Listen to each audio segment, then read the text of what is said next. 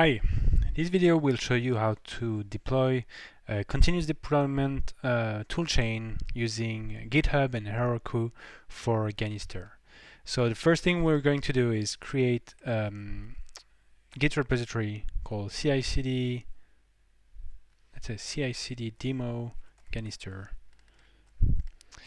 and make it private and create the repository. Once we have done this, we need to use a Git client, which for us is Git Kraken, to clone the repository. So we say Git, we will do it here in temp Ganister, where I already have downloaded the zip file of Ganister and unzipped it. And we will say CI/CD demo Ganister. So it asks you if you want to open it, and then if you want to initialize your first commit.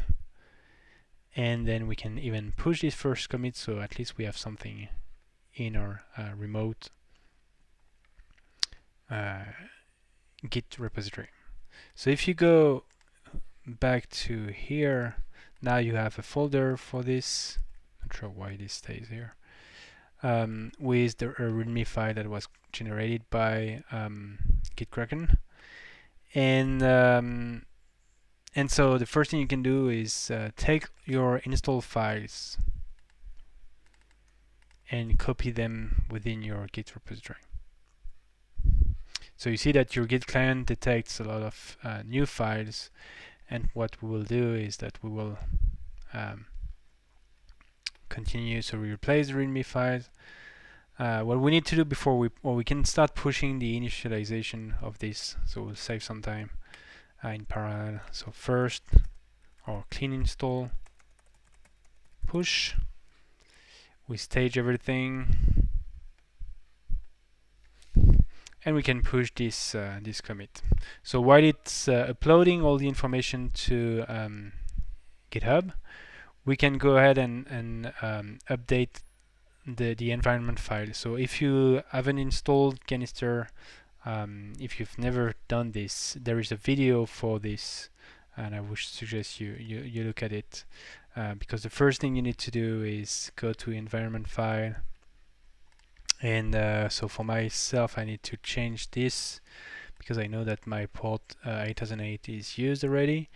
You want to make sure that this is set to dev. We know that in previous version we had this by default to prod, and the main thing that I need to configure is the database. So I get back to my cloud service for Neo4j called GraphenDB, and I will get to admin, connection, take the bold URL,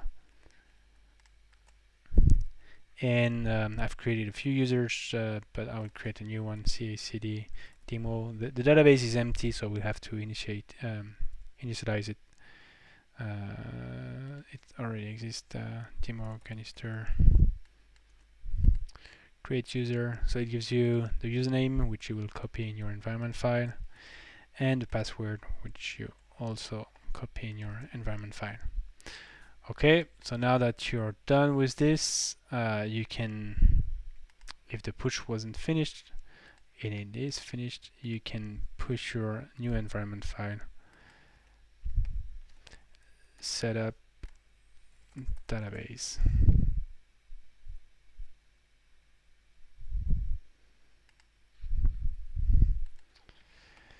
So this was just committed. So now that we have some information in GitHub and we have our Git repository filled with information, we have to create our Heroku Hub. So we will call it not like this, CI/CD demo Ganister. I will locate it in Europe, and I create the app. So this creates all everything that's needed to pull data from GitHub and deploy it on the cloud. So the first thing you want to do is connect to GitHub. So CI/CD demo Ganister. If you haven't pushed any data, you will have a warning here, and you will have to push the data and refresh this page before it gets taken into account. We will enable the automatic deploys, which means that every time you will have a new push on the master branch, you will get your instance updated. You can also activate this option to wait for CI to pass before deploy, which means that if you have in your GitHub or connected to your GitHub repository some sort of continuous integration using test, automated test, if test fails, then it won't deploy, which can be a good safety feature. And so we're ready for this. So if you open your app, there's nothing for now, right? You haven't pushed anything to Git. So let's get back to our to this. What we need to do now is go to our folder and install it locally. Install Ganister locally. So the first thing you will do in npm install to install the dependencies, and then we'll initialize the database with a few permissions and users default setups.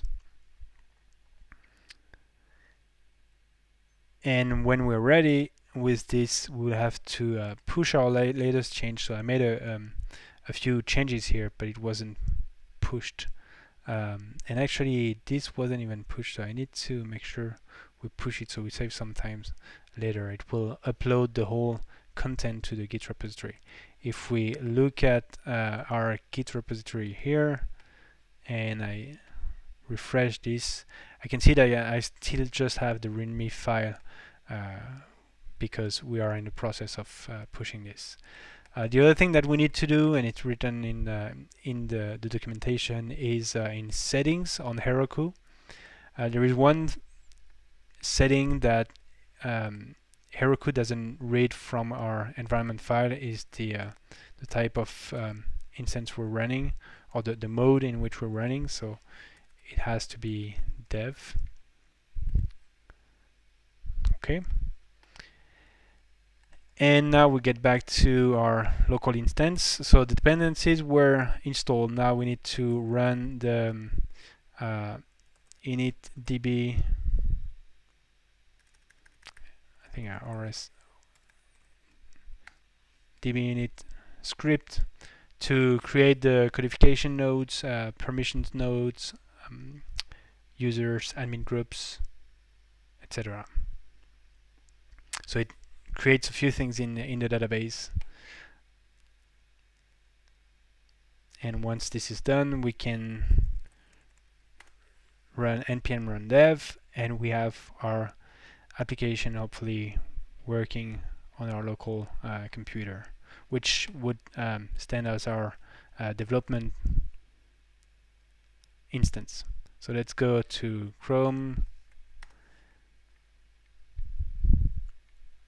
and we have it working in our local instance. Okay. So let's get back to GitHub and see if the code was pushed. So it seems like it was pushed, and we can now check on our Heroku instance. So if you look to this button here, more, you have logs, and you can see that the build was started because when we did this push here, and apparently we just, okay, the error logs. So when we did this push, it was detected by Heroku, and so it automatically starts a new deployment. So in the meantime, what we can do is look at a part here. So we'll create a new part.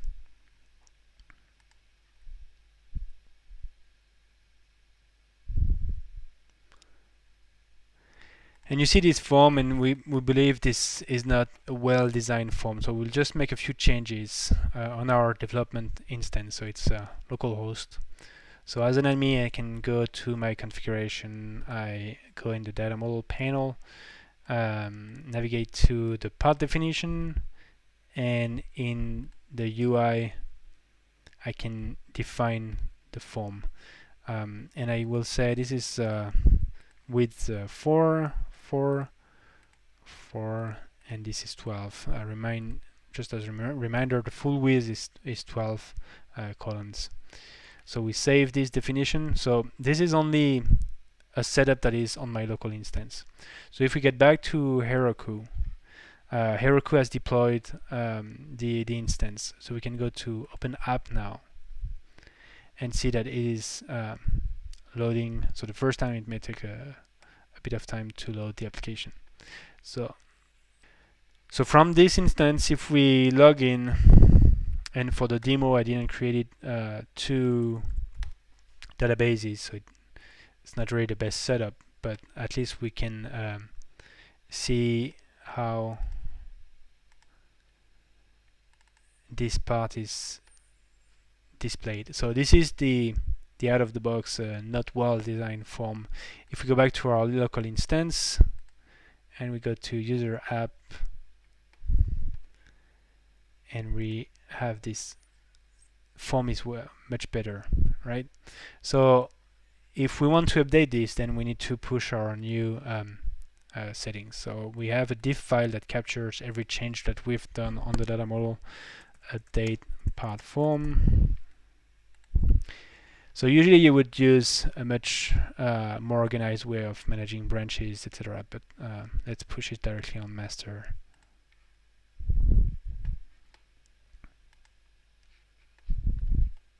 So when you push, this goes, it uploads the changes to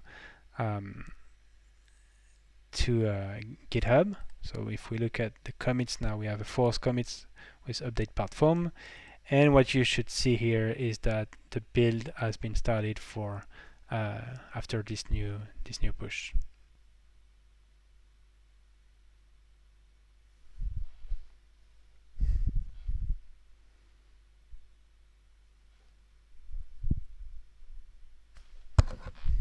Okay, so now it says build succeeded, and it is starting the application again. So we just wait to make sure that everything is launched. So now it's launched. So we refresh the instance on the cloud.